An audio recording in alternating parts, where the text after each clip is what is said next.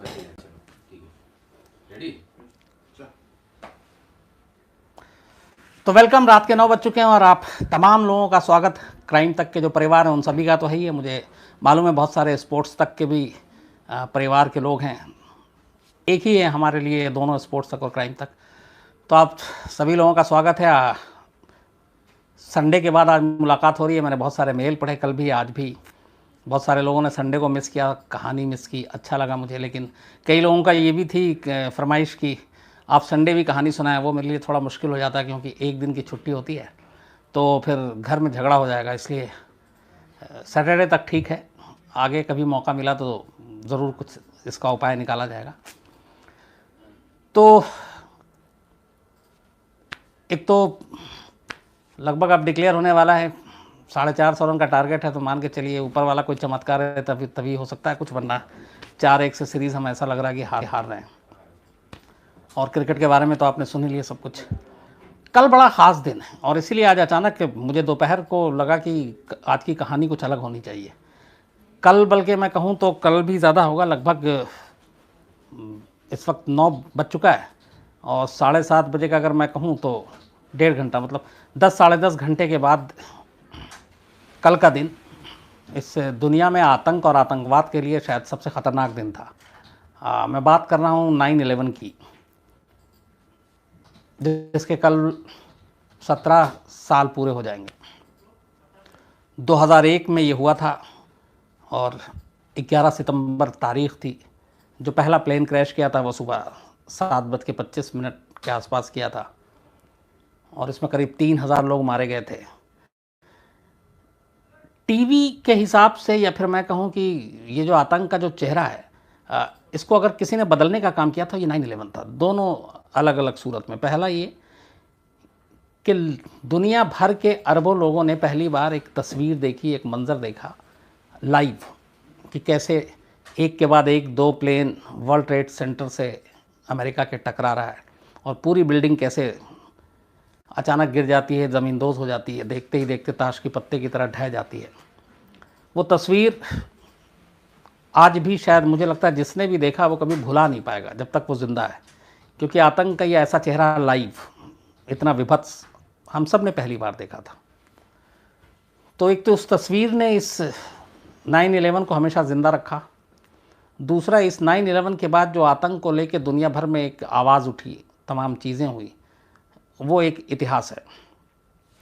और वो 9/11 ही है जिसके बाद अमेरिका में कोई बहुत बड़ा आतंकवादी हमला नहीं हुआ और उन्होंने अपने सारे सुरक्षा के कानून चेंज किए, सब कुछ किए। तो 9/11 अलकायदा का सबसे बड़ा ऑपरेशन था, ये आप भी जानते हैं, हम भी जानते हैं 9/11 में किस तरीके से सारी चीज़ें हुई, ये भी आपको पता है। मैं उसके बारे में बहुत ज़्यादा बात नहीं करूँगा। 9/11 को मैं अलग अलग अगर कैटेगरी में बांटूँ तो वो जो इसके पीछे की कहानी है, मैं चाहता हूँ कि वो आप, अगर बहुत सारे लोगों को नहीं पता है तो वो समझें। पहला, हम में से कितना लोग ये जानता है कि 9/11 हुआ क्यों? ओसामा बिन लादेन ने अमेरिका को निशाना क्यों बनाया? पहली चीज़, प्लेन से ही अमेरिका में हमला करना है, ये आइडिया उसको कहाँ से आया? तीसरा, प्लेन को बम बनाकर अमेरिका पे ही गिराने के लिए जो ट्रेनिंग देने का तरीका था, जो आइडिया था, वो उसके दिमाग में कहाँ से आया? 4, कैसे उसने 19 लोगों की एक टीम बनाई, उन्हें ट्रेनिंग दी गई, फिर वो बारी बारी से अलग अलग किस्तों में, अलग अलग खेप में अमेरिका पहुँचे, वो पूरी प्लानिंग क्या थी? लास्ट, कैसे प्लेन को हाईजैक करना था और हर एक को क्या क्या रूट दिया गया था। तो ये अलग अलग चरणों में पूरी कहानी है। इस कहानी की कायदे से जो 9/11 हुआ 2001 में, लेकिन इस पूरी साजिश को बुनना शुरू हो गया था 3 साल पहले, 1998 में। 97-98 के दौरान अमेरिका और बाकी मुल्क, जब अलकायदा ने चूँकि बहुत सारे ऐसे ऑपरेशन किए थे, तो उसको लेके अलकायदा के ख़िलाफ़ ज़ोरों शोर से लड़ाई छिड़ गई थी और जगह जगह पे अमेरिका बमबारी कर रहा था। अफ़गानिस्तान में लगातार जितने भी ठिकाने थे जो शक के घेरे में थे उन पे हो रहा था। कई जगह पे लीबिया में भी अमेरिका ने अटैक किया अलकायदा के शक में, बहुत सारे लोग मारे गए। तो ये जब अमेरिका के हमले बढ़े तो दुनिया को डराने और दहलाने के लिए ओसामा बिन लादेन ने जो सबसे पहला बड़ा आतंकी हमला प्लान किया था वो 7 अगस्त 1998 को किया था, जब तंजानिया और कीनिया में अमेरिका के 2 दूतावास पर आतंकवादी हमला किया गया, जिसमें करीब 300 लोग मारे गए। इसको ओसामा बिन लादेन अपनी बहुत बड़ी कामयाबी मानता था। उसके बाद फिर बदले में अलकायदा के ख़िलाफ़ हमले शुरू हुए, तो उससे ओसामा बिन लादेन थोड़ा परेशान हो गया। तो तंजानिया में और कीनिया में जब ये हमला हुआ और 300 लोग मारे गए, तो ओसामा बिन लादेन का थोड़ा हौसला बढ़ा। उसने कहा कि हम इससे भी बड़ा कुछ हमला कर सकते हैं। और चूँकि अमेरिकी दूतावास पे हुआ था और लादेन का सबसे बड़ा दुश्मन अमेरिका, तो उसने कहा अमेरिका को चोट पहुंचाने के लिए कुछ बहुत बड़ा करना चाहिए।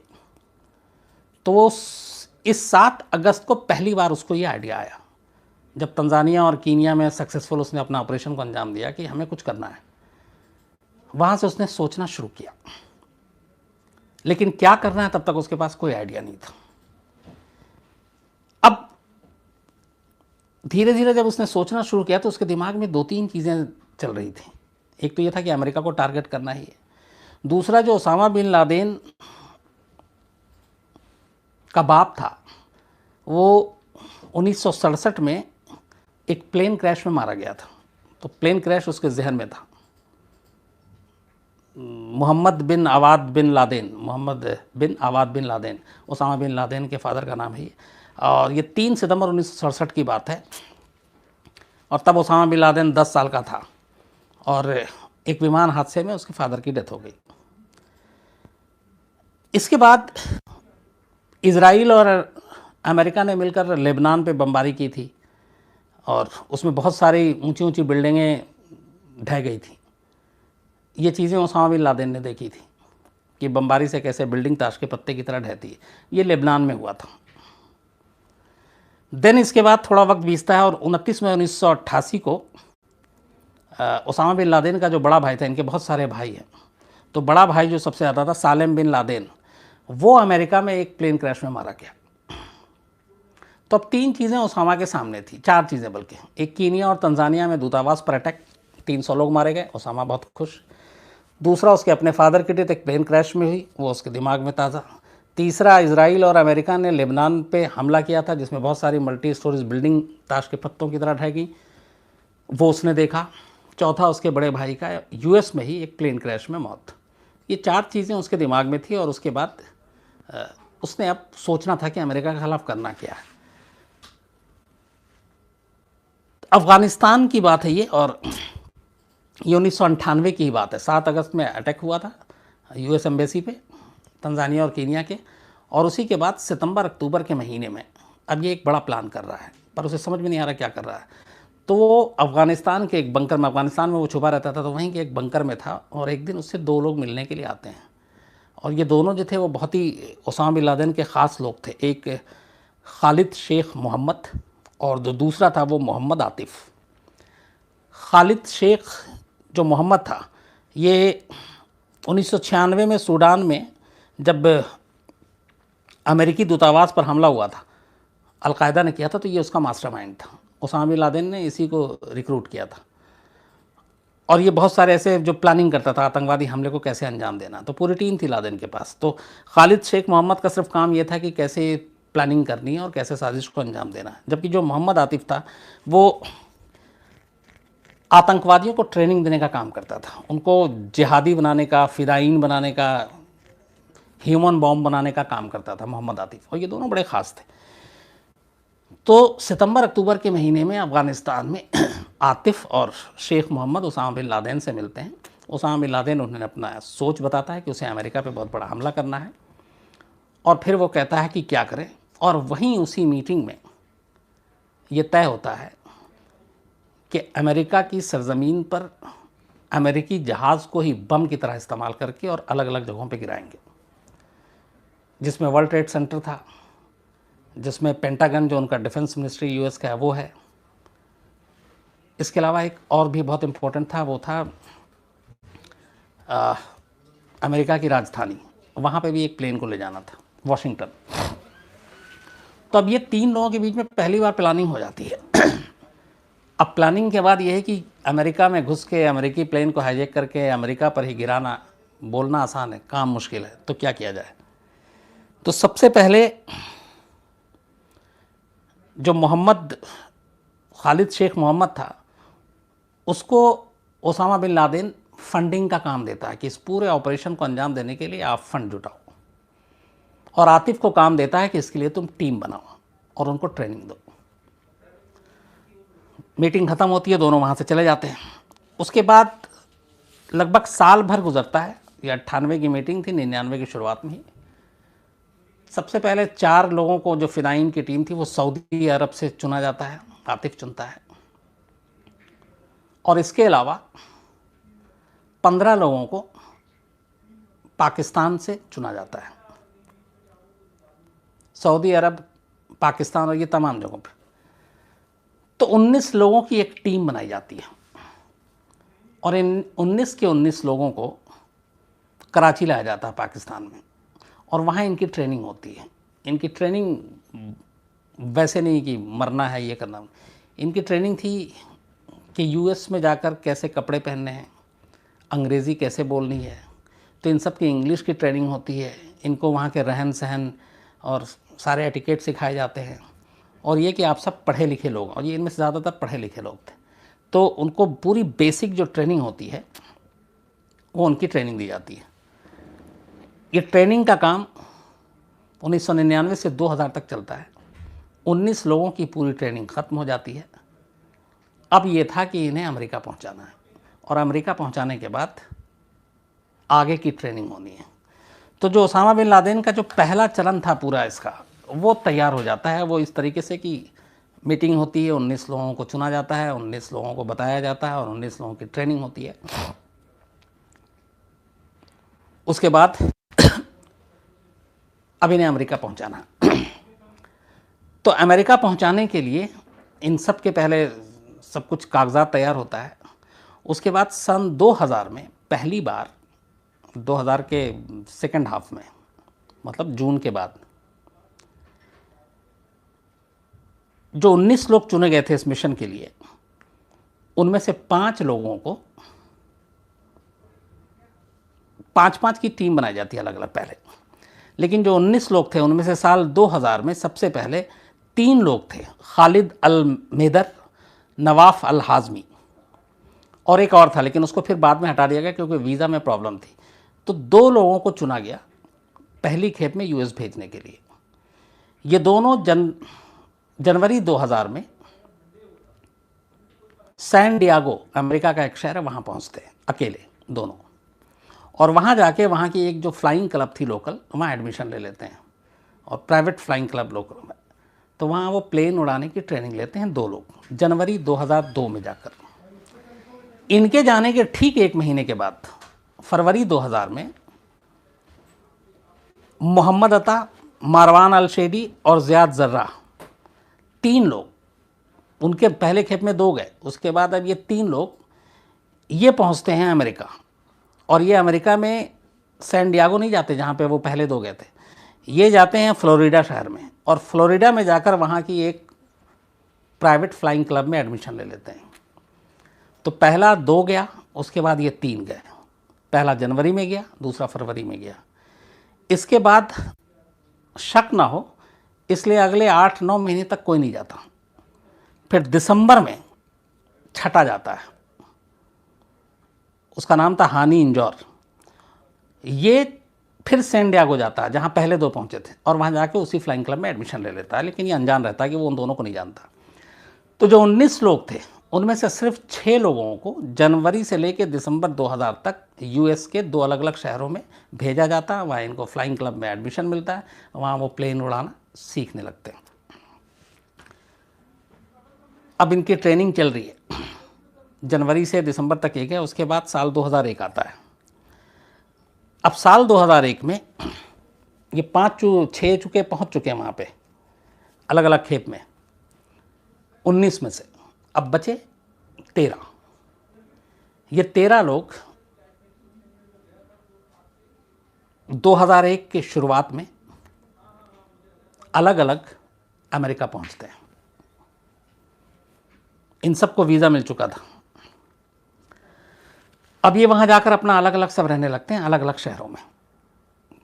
तो 6 फ्लाइंग क्लब में जाकर एडमिशन लेके ट्रेनिंग ले रहा, ट्रेनिंग लगभग होने वाला उनका कंप्लीट, और बाकी के जो 13 हैं वो अलग खेप में पहुँचते हैं। तो जिन 19 लोगों को चुना गया 2001 के मार्च से पहले पहले, वो 19 के 19 अब यूएस में थे, अमेरिका में थे, अलग अलग शहरों में थे। तो 2 चरण पूरा हो चुका था। पहला करना क्या है, दूसरा टीम बनाना, और फिर उनको ट्रेनिंग देना। तो दोनों चरण जब पूरा हो गया और इनकी ट्रेनिंग पूरी हो गई, मार्च से उसके बाद वक्त बीतता है, 6 महीना गुजर जाता है, तब तक सबकी ट्रेनिंग हो गई। अब ये 6 महीने के बाद ये 19 लोग जो थे ये अलग अलग शहरों में बढ़ जाते हैं। इसके बाद दिन चुना जाता है 11 सितंबर 2001। इन 19 लोगों में से 5, 5, 5 और एक 4 ग्रुप बनाया जाता है। एक टीम में 5 लोग, दूसरे में 5 लोग, तीसरे में 5 लोग और चौथे में 4। और इनको टारगेट दिया जाता है इन 4 ग्रुप को कि तुम अलग अलग 4 प्लेन को हाईजैक करोगे। तो जो पहला 5 था ग्रुप, वो 11 सितंबर सन 2001 सुबह 7:15 पहला प्लेन जो वहाँ से उड़ा था 7:15, ये जा रहा था बोस्टन के लोगान एयरपोर्ट से लॉस एंजलिस के लिए। डोमेस्टिक, सारे प्लेन डोमेस्टिक थे। तो 11 सितंबर की सुबह 7:15 पर जो पहली फ्लाइट में 5 आतंकवादी चढ़े ओसामा बिन लादेन के, वो बोस्टन टू लॉस एंजलिस के लिए था। इस प्लेन में कुल 92 मुसाफिर सवार थे, 92। सुबह 7:59 पर इसने उड़ान भरी और ठीक 8:15 पर, मतलब 16 मिनट के बाद ही ये 5 आतंकवादी जो बैठे हुए थे, उस वक्त तक अमेरिका के डोमेस्टिक एयरपोर्ट पे इतनी सिक्योरिटी, इतनी सख्ती नहीं होती थी, तो उनकी तलाशी ऊपर तक तो ली गई, नीचे नहीं ली गई, और उनके जूते में और यहाँ वो सारी चीज़ें थी। तो ये 5 आतंकवादी अचानक खड़े होते हैं और प्लेन को हाईजैक कर लेते हैं। पायलट और को पायलट को साइड करते हैं, और एक इनमें से पायलट की अपनी और दूसरा को पायलट की भूमिका में आ जाता और सीट पे बैठ जाता। उस वक्त तक केबिन जो पायलट का होता था वो ओपन हुआ करता था। अब यह है कि जब प्लेन टेक ऑफ करता है तो वो बंद होता है। वो जब तक एक कोड होता है, वो कोड सिर्फ जो एयर होस्टेस की जो कैप्टन होती है उसे पता होता है, या पायलट और को पायलट को होता है। तो उस वक्त ऐसा नहीं था। तो 5 ये चढ़ते हैं और उसके बाद पायलट और को पायलट पे कब्जा करते हैं, और बाकी लोग गन के इस पर जो 92 पैसेंजर थे उनको कंट्रोल में करते हैं, और ये प्लेन हाईजैक हो गया। ये 7:15 पे हुआ। 15 मिनट गुजरता है, 5 आतंकवादियों को जो दूसरी टीम थी, ठीक 7:30 पर ये भी बोस्टन से उड़ान भरता है। और इसके बाद इस प्लेन में 65 मुसाफिर सवार थे। ये यूनाइटेड एयरलाइंस की फ़्लाइट थी। उसके बाद ये जैसे ही प्लेन टेक ऑफ करता है, थोड़ी देर के बाद फिर ये 5 उठते हैं, उसी तरीके से हथियार के बलबूते पे पैसेंजर को कंट्रोल करते हैं। 2 जाकर पायलट और को पायलट को कंट्रोल करता है, और प्लेन का कमान अब इनके हाथ में था। तो 7:15 पे पहला और 7:30 पे दूसरा, 2 प्लेन अब तक हाईजैक हो चुके थे। अब ठीक 10 मिनट के बाद 7:40 का वक्त होता है। यूएस के एक शहर जो है वो ड्यूलस इंटरनेशनल एयरपोर्ट पर, यहाँ पे फिर 5 आतंकवादी चढ़ते हैं। इस बार भी अमेरिकन एयरलाइंस का फ्लाइट था, और ये ड्यूलस एयरपोर्ट पर वर्जीनिया के रास्ते लॉस एंजलिस ये फ्लाइट जा रही थी डोमेस्टिक। इसमें ये 5 पहुँचते हैं, और इस प्लेन में 64 मुसाफिर थे, 64। सेम वही तरीका, हथियारों के बल पे पहले पैसेंजर को इधर कंट्रोल में, और 2 लोग जाकर पायलट और को पायलट को कंट्रोल में करते हैं। तो 7:15, 7:30, 7:40, मतलब 25 मिनट में अमेरिका के आसमान में उड़ रहा 3 प्लेन अब आतंकवादियों के कब्जे में था। अब 8:20 आता है, मतलब जो चौथा और आखिरी था वो 40 मिनट के बाद 7:40 पे तीसरा हुआ था और 8:20 पे अब न्यूयॉर्क इंटरनेशनल एयरपोर्ट से एक यूनाइटेड एयरलाइंस का ये भी फ़्लाइट था और ये न्यू जर्सी के रास्ते सैन फ्रांसिस्को जा रही थी ये फ़्लाइट। इसमें 4 लोग थे, 4 आतंकवादी थे। पहले 3 में 5-5 थे, इसमें 4 थे और इसमें कुल 44 मुसाफिर सवार थे। प्लेन उड़ता है सेम पहले 3 की तरीके से, हथियार दिखाते हैं, पैसेंजर को कंट्रोल करते हैं और 2 उनमें से जाकर पायलट को अपने कंट्रोल में लेता और प्लेन पे इसका कब्जा। तो साजिश का तीसरा चरण अब पूरा हो चुका था। पहली प्लानिंग, दूसरी ट्रेनिंग, अब तीसरा प्लेन को कब्जा। तो 8:20 पे 7:15 से लेके 8:20 तक आसमान में यूएस के 4 प्लेन प्राइवेट एयरलाइंस उड़ रहा है और चारों आतंकवादियों के कब्जे में। अब यहां तक तो सारी तैयारी पूरी थी। अब ये जो 19 लोग थे, 5 और एक में 4, इन सबको बता दिया गया था पहले से और इसीलिए उन्होंने प्लेन को हाईजैक किया था जो इनकी मंजिल थी, जो डायरेक्शन था। तो 3 साल की 1998 की ये साजिश थी। 3 साल की पूरी साजिश का 3 चरण पूरा हो चुका था और पूरी साजिश अब अपने आखिरी मकाम पर थी, आखिरी मंजिल पर थी। अब बस अटैक करना था। अब 7:15 पे जो पहला प्लेन हाईजैक हुआ था, वही प्लेन 8:46 पर सबसे पहले वर्ल्ड ट्रेड सेंटर पे जाता है। पायलट को मालूम था, ट्रेनिंग ले चुका था, वो प्लेन का डायरेक्शन चेंज करता है और सीधे वर्ल्ड ट्रेड सेंटर की तरफ ले जाता है और ले जाके वर्ल्ड ट्रेड सेंटर से टकरा देता है। जो तस्वीर आप सब ने देखी, आज भी आप देख सकते हैं, क्राइम तक पे टीज़र पे भी है वो। तो वो सीधा ले जाके टकरा देता है। जैसे ही टकराता है उसमें आग लग जाती है और इस हमले में जब ये पहला प्लेन टकराया था तो जो नुकसान होता है उसमें कहते हैं कि करीब उस वक्त 1355 लोग मारे गए थे पहले ही अटैक में, पहला जो प्लेन वर्ल्ड ट्रेड सेंटर से टकराया था। तो 8:46 पे ये प्लेन जो है वो टकराता है वर्ल्ड ट्रेड सेंटर से और इसके ठीक 17 मिनट के बाद 9:03 पर दूसरा प्लेन उसी वर्ल्ड ट्रेड सेंटर हिस्से के दूसरी तरफ से आकर टकराता है।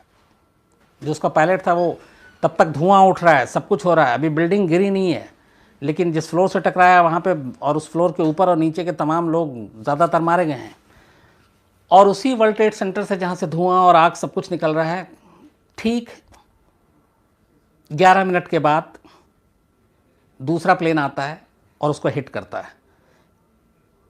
10 से 11 मिनट के अंदर 2 प्लेन का इस तरीके से, और प्लेन जब हिट करता है तो अपने आप में वो आग का गोला ही होता है। देखते ही देखते उसके बाद वर्ल्ड ट्रेड सेंटर यूं नीचे। तो ये जो दूसरा गिरा था इसमें 637 लोग मारे गए थे। तो कायदे से 1355 वो और 637 ये, अब जोड़ लीजिए करीब करीब 2000 लोग। तो 2 प्लेन 4 थे, 2 ने अपना जो उनको टारगेट दिया गया था पूरा कर लिया। अब इसके ठीक 9:03 पे हुआ था दूसरा। 30 मिनट के बाद 9:37 पर पेंटागन मुख्यालय, ये जो इनका ये आर्लिंगटन में है और यूएस का जो सुरक्षा विभाग है उसका हेडक्वार्टर है ये। तो तीसरा प्लेन सीधा पेंटागन मुख्यालय पे ले जाके गिरा देते हैं। हालांकि इनका भी ये है कि थोड़ा सा वो चूक गया था, वरना जिस तरीके से उनकी पूरी प्लानिंग थी उसमें बहुत ज़्यादा नुकसान होता। तो जब पेंटागन में ये जाके गिराते हैं तो इस तीसरे हमले में 189 लोगों की जान जाती है। तो अब तक 3 प्लेन क्रैश कर चुका था। इस दौरान में यूएस आर्मी, तमाम सुरक्षा विभाग, एफबीआई, एयरपोर्ट अथॉरिटी, ये सारे लोग अफरा तफरी में थे। उस वक्त कुछ समझ में नहीं आ रहा था और एक के बाद एक आ रहा था। तब तक उन्होंने ये पता करना शुरू कर दिया था कि और ऐसे कितने हैं प्लेन जो अपने डायरेक्शन में, जिनको एटीसी के रूट के हिसाब से चलना चाहिए, वो अलग से चल रहे हैं। और ये हुआ कि अब ये कहीं भी गिर सकता है, तो इसलिए ऐसे प्लेन को चिन्हित करके और फिर उन्हें यह कि उनको उस मंजिल से पहुंचने से पहले या तो फिर मजबूरी है तो मार गिराओ।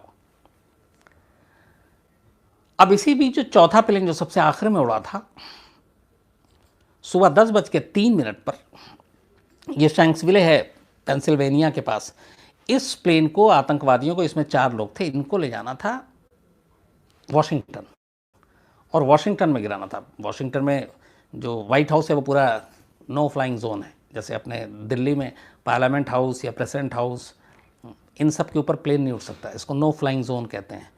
अगर इसमें कोई प्लेन गलती से घुस जाए तो उसमें यह है कि आप उसको सीधा मार गिराएं, तो इसलिए प्लेन का भी एक रूट होता है, तो वो पूरा बहुत ही सख्ती से वहाँ पे भी होता है, तो वो नो फ्लाइंग जोन था।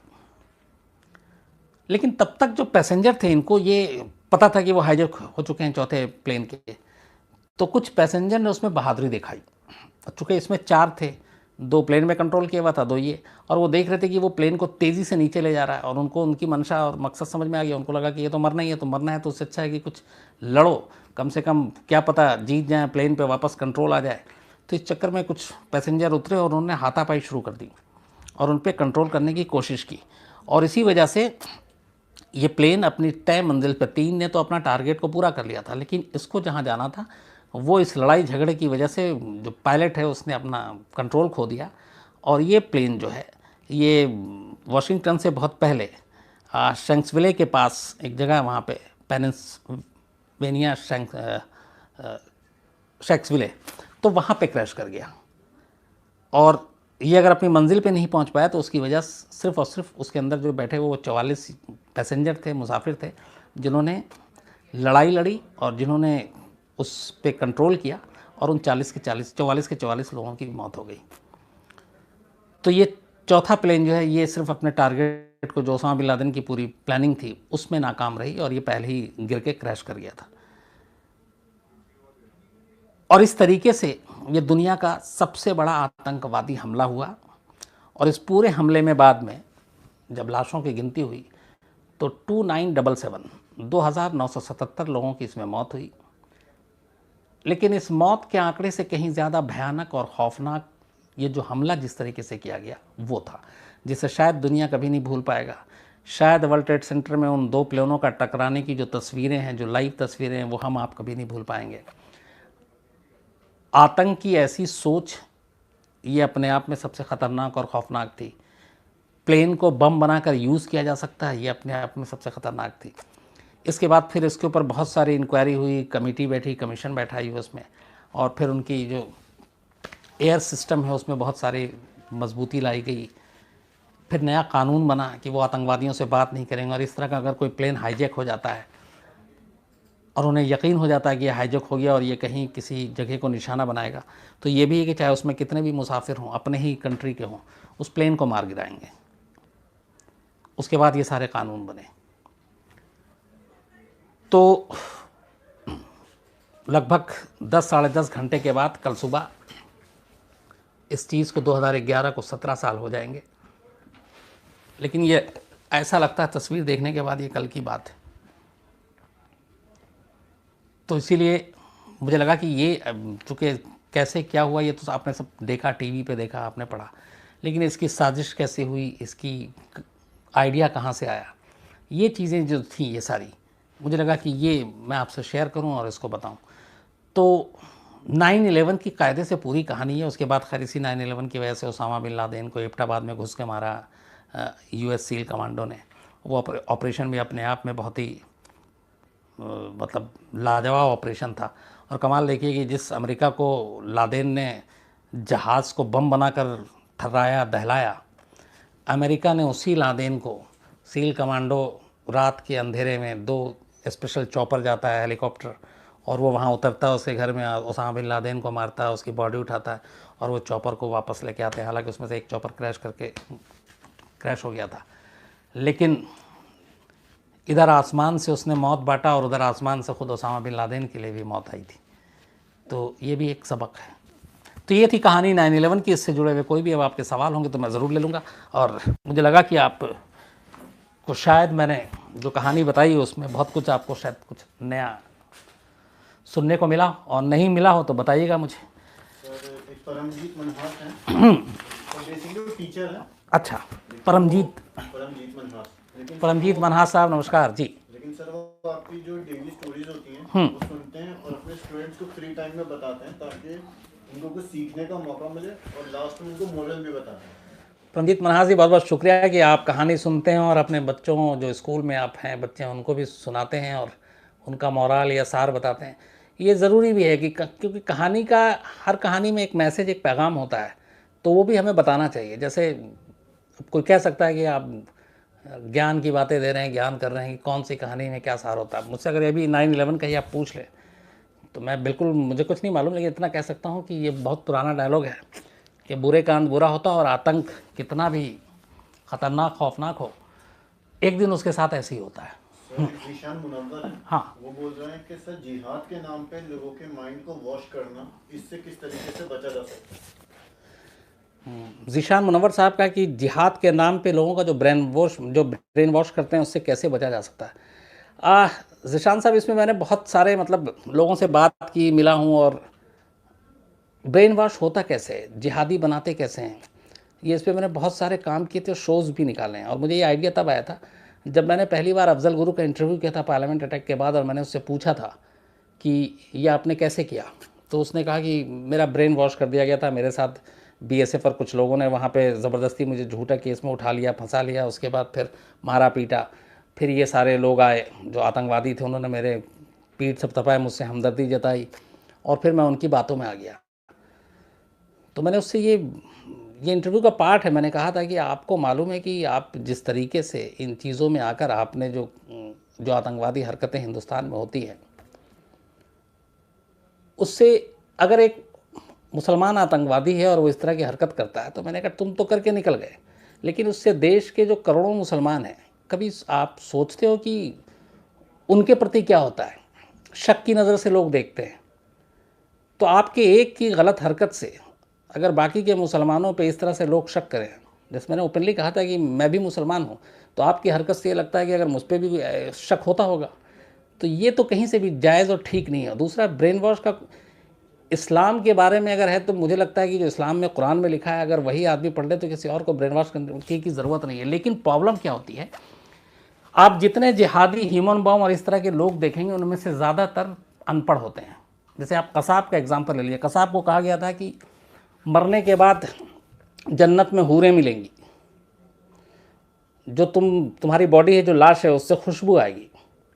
और ये फैक्ट, वो फिल्म में जो दिखाया गया था वो गलत नहीं था। कि मुंबई पुलिस के उन अफसरों का नाम नहीं लूँगा, वो जब उसके मॉर्चरी में जो बाकी 9 साथी थे कसाब के, उसको लेकर गए थे, और वो तब तक 4-5 दिन या 7 दिन पुरानी हो चुकी थी बॉडी।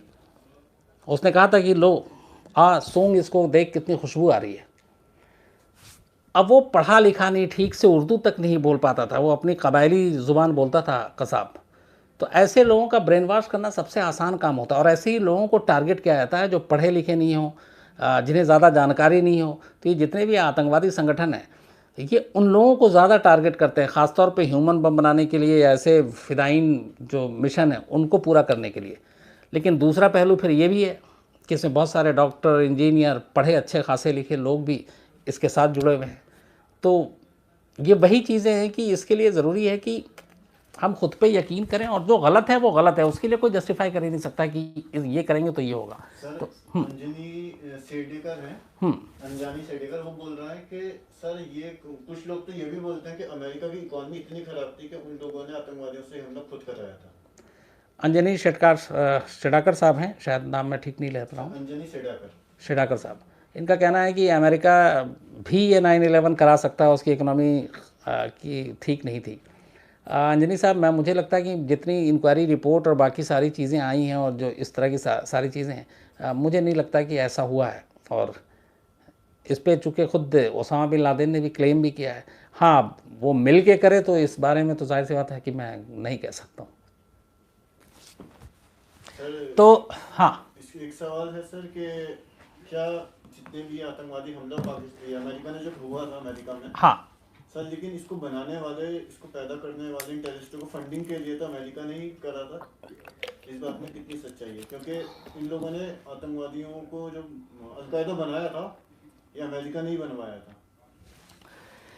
एक सवाल है कि जितने भी टेररिस्ट ग्रुप हैं इन सबको कहीं ना कहीं, सही, रोहित कुमार का सवाल, रोहित कुमार साहब आपका सवाल है कि ये जो सारे टेररिस्ट ग्रुप हैं, चाहे वो लादेन के बारे में बात कर रहे हैं, कि इन सबको खड़ा किया या पाला पोसा अमेरिका नहीं। ये बात बहुत हद तक सही है। ये सिर्फ मैं ओसामा बिन लादेन नहीं बल्कि अबू बकर अल बगदादी जो ISIS का चीफ है या था, उसके बारे में भी। जब अफ़गानिस्तान में रशिया और अफ़गान के बीच सारी लड़ाई चल रही थी तब US ने ओसामा बिन लादेन का सपोर्ट किया। ओसामा बिन लादेन और उसके लड़ाके को हथियार भी दिए, फंड भी दिए, पैसे भी दिए। सेम जब सीरिया में विद्रोहियों का आतंक चल रहा था असद सरकार के ख़िलाफ़, तो वहाँ पे लड़ने के लिए और इराक़ में सद्दाम हुसैन और उनके लोगों से निपटने के लिए बगदादी को खड़ा किया गया। बगदादी को ट्रेनिंग दी गई हथियारों की। कहते हैं बगदादी ने इजराइल में भी ट्रेनिंग ली और सारे पैसे और फंड दिए गए। तो ये है कि अपनी ज़रूरत के हिसाब से अमेरिका हर बार यूज़ करता है लोगों को, और उसके बाद जब उसकी ज़रूरत पूरी हो जाती है तो फिर वो उनका सफाया कर देता है। तो ये सारे चीज़ें हैं, और ये सिर्फ मैं नहीं कह रहा हूँ, ये अमेरिकी मीडिया ने भी इस पर बहुत कुछ काम किया और उसने ये प्रूफ के साथ कहा कि एक ज़माने में ओसामा बिन लादेन को ही अमेरिका ने ही तैयार किया, बगदादी को अमेरिका ने तैयार किया, फिर जब उसकी ज़रूरत पूरी हो जाती है तो वो उनको किनारे लगा देता है, लेकिन तब तक वो बहुत नुकसान कर चुका होता है। सर, कई लोगों का सवाल है कि अब लादेन की बताएं कि लादेन आतंकवादी कैसे बना था, मतलब पूरी हिस्ट्री बताएं उसकी। कई सवाल है कि लादेन आतंकवादी कैसे बना था, उसकी पूरी हिस्ट्री। लादेन की असल में सऊदी अरब में ये बहुत बड़े, मतलब लादेन परिवार का एक बहुत बड़ा कंस्ट्रक्शन कंपनी है, और वहाँ आज भी लादेन कंपनी है, और मतलब US में भी है, और ये बहुत सारे भाई बहन हैं लादेन, तो और बहुत अमीर घराने से। तो सऊदी अरब में रहा लादेन, सब कुछ ठीक ठाक था। जब अफ़गानिस्तान में रशिया और अफ़गानिस्तान के बीच ये सारी चीज़ें शुरू हुई, वहीं से उसने अफ़गानिस्तान की मदद करने की पहल के नाम पे शुरुआत की थी लादेन ने, और फिर उसको अमेरिका का सपोर्ट मिला, पैसे बेइंतहा थे, फिर उसने अपना सारा धंधा छोड़ा और उसी में लग गया, और वहीं से फिर धीरे धीरे धीरे धीरे धीरे वो एक अफ़गानिस्तान के नाम पर उसे लगा कि अब वो जहाँ जहाँ भी जो हो रहा है वो उसका खलीफा बन सकता है, उसको लीड कर सकता है, उनका सरदार बन सकता है। तो उसकी धीरे धीरे इस तरीके से शुरुआत हुई, और फिर वो अमेरिका के ही ख़िलाफ़ होता गया। जब अमेरिका ने कुछ जगहों पे हमले करने शुरू किए और अमेरिका की बातें जब उसको फिर बुरी लगने लगी, तो वो अमेरिका जिससे पहले कभी दोस्ती थी वो उसका दुश्मन बन गया, अमेरिका उसका दुश्मन बन गया, और इस तरीके से फिर बाकायदा इसने अपना एक संगठन अलकायदा शुरू किया, और उसके बाद की कहानी तो आप सबको पता ही है। सर, एक सवाल अदनान शम्स का है। हाँ, जो हमारे रेगुलर सब्सक्राइबर हैं। हाँ, कि सर क्या ये बात सही है कि अगर हमारे देश 9/11 से कुछ सीख लेता तो हमारे यहाँ 26/11 देखने को नहीं मिलता? और सर, तो क्या बदलाव हुआ है वहाँ? अदनान शम्स साहब का सवाल है कि क्या अगर 9/11 से हमारा देश सीख लेता तो 26/11 ना होता। देखिए, ऐसे नहीं, हर मुल्क ने सीखने की कोशिश की थी, और 9/11 आसमान से हुआ था, 26/11 समंदर के रास्ते आतंकवाद तैरता हुआ मुंबई आया था। ये फ़र्क है। उसकी प्लानिंग अलग थी, इसकी प्लानिंग अलग थी। लेकिन हाँ, कहीं ना कहीं सुरक्षा में चूक तो है, उसको तो हम मना नहीं कर सकते। लेकिन जैसे अमेरिका में 9/11 के बाद पूरे उनके जो एयर ट्रैफिक सिस्टम है वो बहुत मजबूत किया गया है। अब वहाँ तलाशी बहुत ज़्यादा ले, आपको भी पता है कि हमारे जो मंत्री तक जाते हैं तो उनके कपड़े उतार के तलाशी ली जाती है। एक बार शाहरुख खान की ऐसी तलाशी ली गई थी तो भी हंगामा हुआ था न्यूज़। तो अब हालत ये है कि वो अमेरिकी को छोड़ के बाकी कोई भी आप कितने बड़े हों बहुत सख्त तलाशी से गुजरना पड़ता है। हमारे यहाँ भी 26/11 के बाद ये हुआ कि जो समुद्री जो रास्ते हैं हम उसको पहले हल्के में लेते थे, अब मुंबई से टच करते हुए हर साहिल की बहुत ज़्यादा निगरानी और निगहबानी होती है। तो बस फ़र्क ये है कि हम हादसे के बाद सबक लेते हैं, हादसे से पहले उतने चौकन्ने नहीं होते हैं। सर, एक आरटी करके आईडी है, उनका सवाल है, सर क्या लादेन की मदद से अमेरिका ने खुद पर अटैक करवाया ताकि अफगानिस्तान के ऑयल फील्ड पर कब्जा करने के बाद उन्होंने लादेन को मार भी दिया? किस बात में सच्चाई है? क्या मैंने सर, लादेन की मदद से अमेरिका ने खुद पर हमला करवाया, मोटिव था ऑयल फील्ड पर कब्जा करने का, लेकिन जब मोटिव पूरा हो गया तो लादेन को मरवा दिया। ये आरटी का सवाल है कि क्या ये इसके पीछे अमेरिका और लादेन की मिली भगत कायदे से और फिर मरवा दिया। मैंने जैसे शुरू में इसका जवाब दिया था कि ये दोनों कभी एक साथ हुआ करते थे, फिर धीरे धीरे खिलाफ हुए। तो इस पर मतलब मेरी तरफ से कुछ पुख्ता तौर पे और वो कहना ठीक नहीं होगा, क्योंकि मैं इस बारे में बहुत ज़्यादा जानकारी रखता नहीं हूँ, तो मैं गलत नहीं कहना चाहता हूँ। सर, कबीर जी हैं, वो बोल रहे हैं सर आपने की यूनाइटेड 93 मूवी देखी? कौन सी? यूनाइटेड 93। कबीर साहब, बिल्कुल यूनाइटेड 93 मूवी देखी है, मैंने देखी है और मुझे अच्छी भी लगी।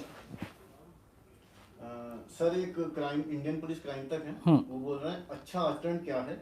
अगर वो अच्छे आचरण व्यवहार करते हैं जैसे कोई कैदी, तो उन्हें जल्दी बाहर जाने की अनुमति दी जानी चाहिए। इस हमले के कारण सुरक्षा एजेंसियों का क्या खराब सम्माननीय है।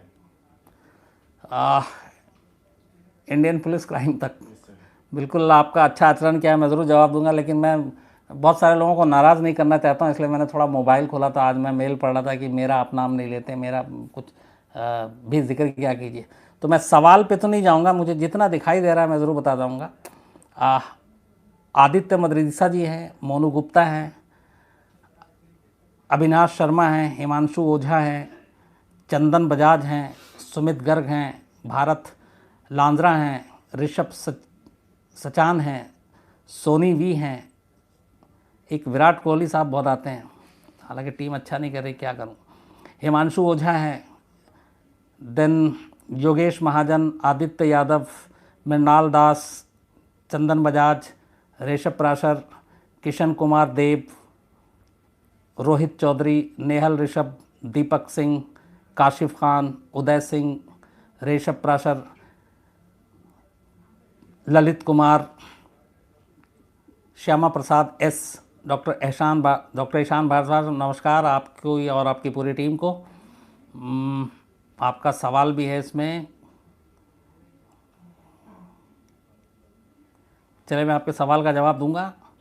निर्मया गर्ग, मोहित भट्ट, हिमांशु ओझा, अनुराग चौधरी, अदनान शम्स, नेहल ऋषभ, सादिक सपा, योगेश महाजन, शिवांगी श्रीवास्तव, चंदन बजाज, सनी वी। तो इसके अलावा जो है, क्योंकि मैं इसलिए पढ़ रहा हूँ, माफ़ कीजिएगा कि बहुत सारे लोगों की शिकायत हो जाती है। यश तवैत, नरेंद्र कलेरा, अभीर कुलभरदेर, आफ्ताब खान, उदय सिंह, किशन कुमार देव, नॉलेज एक्सप्रेस, मोहित पवार, आनंद कुशवाहा, यश, संजीव सिंह, अभिषेक दास, अरविंद चौधरी, रोहित विकास, मोहित भट्ट साहब, रणवीर सिंह, राहुल राणा, वैभव प्रकाश, शैलेश कुमार, किशोर जने, नेहल ऋषभ। तो मैंने इसलिए लिया कि बहुत सारे लोगों की शिकायत थी।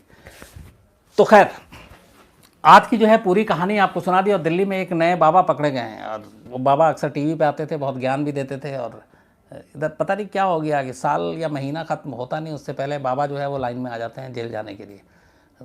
इतने बड़े बड़े बाबा तो हो ही चुके हैं, बीच में एक जलेबी बाबा आए थे, उनके भी महीना 2 महीना भी नहीं हुआ। अब एक दिल्ली के आशू महाराज बाबा, बहुत बड़े बाबा हैं ये, बाकायदा टीवी पे शो करते हैं और लोगों को ज्ञान देते हैं, ख़ुद को भगवान भी कहते हैं, सोशल मीडिया का भी बहुत उन्होंने यूज़ किया हुआ है। अब पता चला कि गैंग रेप के मुलजिम हैं, पुलिस उन्हें ढूंढ रही है, दिल्ली पुलिस की क्राइम ब्रांच। तो आज वारदात 11 बजे इसी के ऊपर है, आप ज़रूर देखिएगा मौका मिले तो। और क्राइम तक को ज़रूर सब्सक्राइब करते रहिए, स्पोर्ट्स तक को भी सब्सक्राइब करते रहिए, और इस परिवार को बड़ा करते रहिए। और कुछ का है मैच पे कमेंट दे दीजिए, क्या बोलूँ, दिल टूटा हुआ है। मतलब ये मैच तो कायदे से हम लोग, मतलब पहले दिन तो नहीं कहूँगा, लेकिन एक तो वो छठे विकेट की पार्टनरशिप, बिहारी अच्छा खेल गया और साथ में जडेजा तो थोड़ी बहुत इज्जत रख ली। लेकिन जिस तरीके से इंग्लैंड ने बैटिंग की कल से, आज से, तो उसके बाद अब ये मैच हाथ से जा चुका है। अब ये है कि आज चौथा दिन है, कल 5वां, ड्रॉ भी मुश्किल है कि ड्रॉ करेंगे कि नहीं। हाँ, बस पूरे मैच में एक चीज़ मुझे अच्छी लगी, और वो किसी को भी, मुझे लगता है आप लोगों को भी अच्छी लगेगी। एलिस्टर कुक का सेंचुरी बनाकर इस तरीके से इंटरनेशनल क्रिकेट से रिटायरमेंट, मतलब वो एक बहुत ही बेहतरीन प्लेयर और इंग्लैंड के हाईएस्ट टेस्ट में रन बनाने वाले। तो उनकी दोनों आखिरी जो टेस्ट की इनिंग है, पहले इनिंग में 50 बनाई, दूसरे में 150 से थोड़ा सा चूक गए, लेकिन सेंचुरी बनाकर और टेस्ट क्रिकेट से रिटायरमेंट लेना, ये अपने आप में बहुत बड़ी बात होती है किसी भी टेस्ट क्रिकेटर के लिए।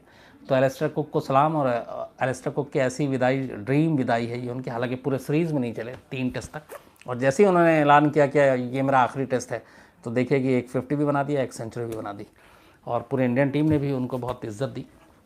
लेकिन जहाँ तक रिज़ल्ट की बात है, तो 4-1 बहुत बुरा लग रहा है। अब 3-2 होता तो बहुत अच्छा होता, लगता कि हाँ लड़े हैं, पर 4-1 जो स्कोर कार्ड है ना, वो बता रहा है कि एक तरफा है, हालांकि कुछ मैच एक तरफा नहीं हुए, कम से कम 2 मैच तो हम जीते जीते हार गए थे।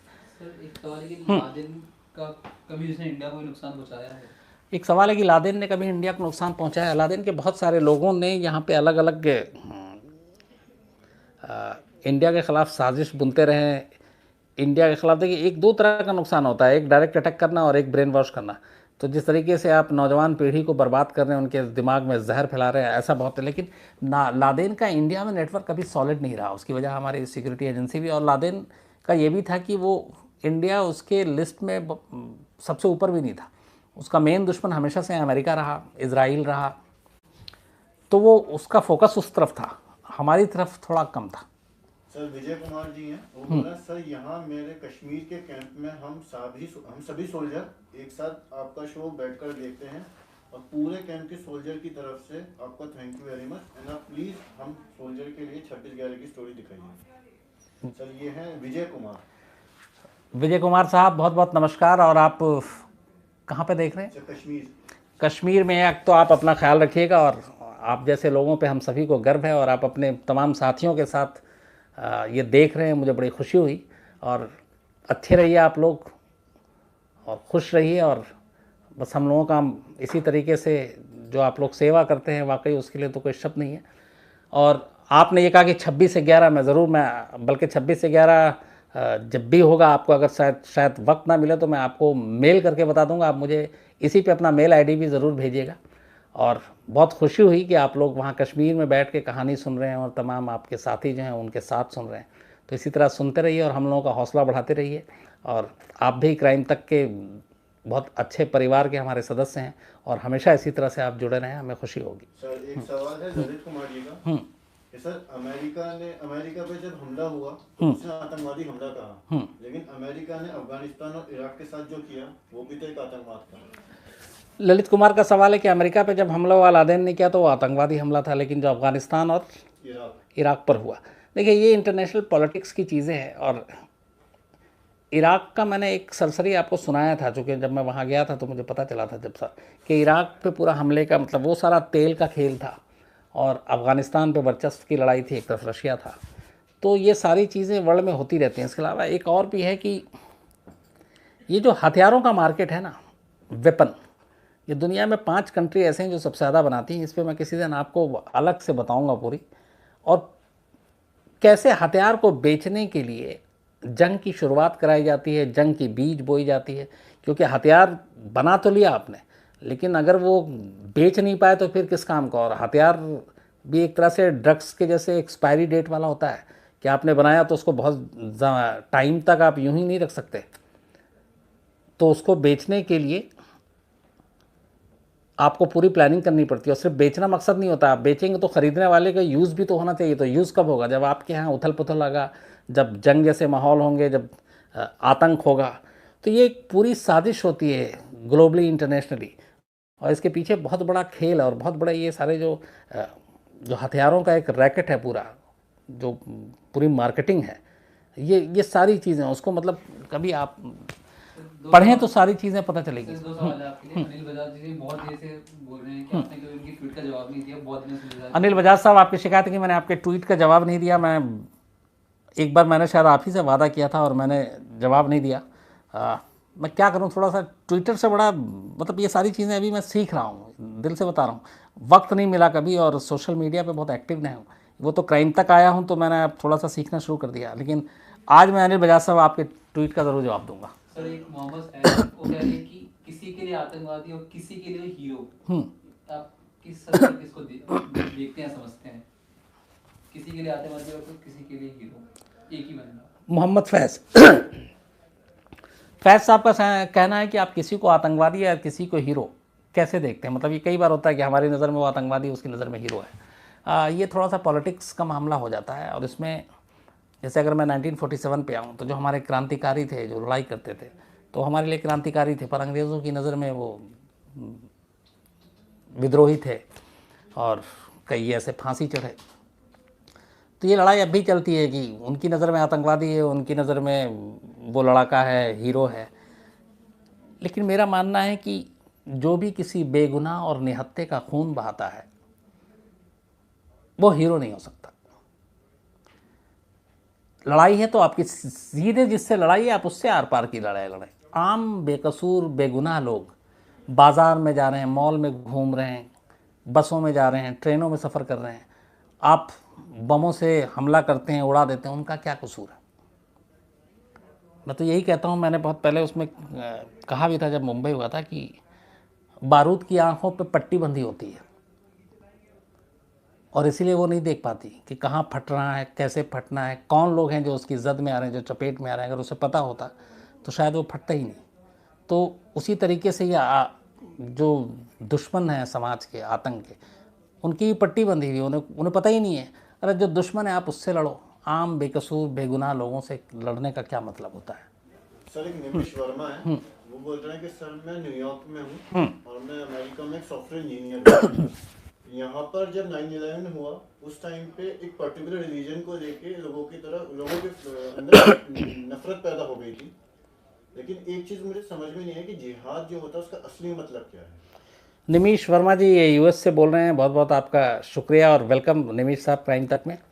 इनका सवाल ये है कि 9/11 जब हुआ था तो यूएस में एक ख़ास पर्टिकुलर रिलीजन के लोगों को लेकर बहुत सारा शक, गुस्सा था। ये होता है रिएक्शन। उन्हें मालूम था कि इसके पीछे ओसामा बिन लादेन है, गैंग, तो जितने भी मुस्लिम हैं वो उनके निशाने पर आएंगे, उनको शक की नज़र से देखेंगे। ये मैंने शुरू में भी कहा था और ये कभी भी हो जाता है। जैसे आप 84 का दिल्ली में जब इंदिरा गांधी का कत्ल हुआ था तो इसी दिल्ली में दंगे हुए, कई 100 सिख मारे गए। यही गलत होता है कि आप किसी एक की गलती की सज़ा आप उसकी पूरी कौम को देते हैं, तो वो गलत, जबकि वो शामिल नहीं है। लेकिन ये है, ये रिएक्शन होता है। दूसरा इनका सवाल है कि जिहाद असल में होता क्या? ये बहुत एक गलत हो जाता है कि जिहाद का मतलब मरना और मारना होता है। ये है ही नहीं। जिहाद का मतलब होता है बुराई से लड़ना।